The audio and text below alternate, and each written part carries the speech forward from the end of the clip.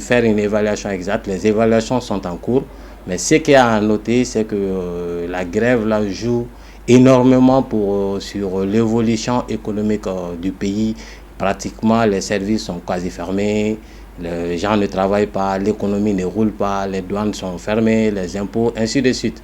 Donc, tous sont ces éléments qui constituent les recettes d'un pays. Les trésors vivent pratiquement de ça.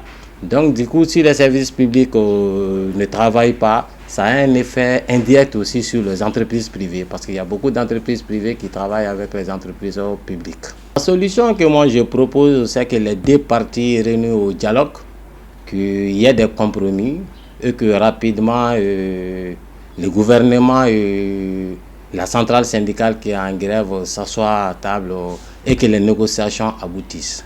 Mais pour je dirais une proposition concrète que moi je peux vous dire, ça ne doit pas concerner uniquement la centrale syndicale UNTM, mais que l'État malien, dans ses actions futures, initie un mois uniquement pour gérer le grain social.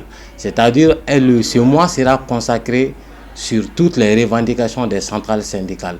Donc que le gouvernement prend ces dispositifs, cela va nous éviter des grèves dans plusieurs domaines.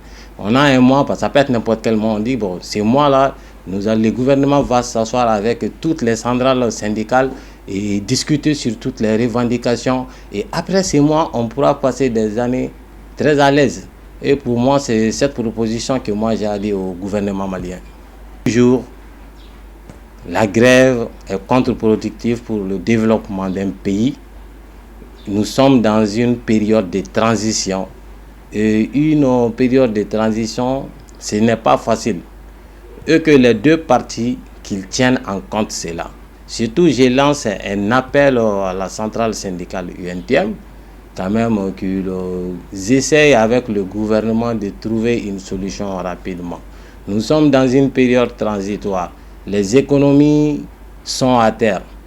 La grogne sociale, en ce moment précis, n'est pas intéressant.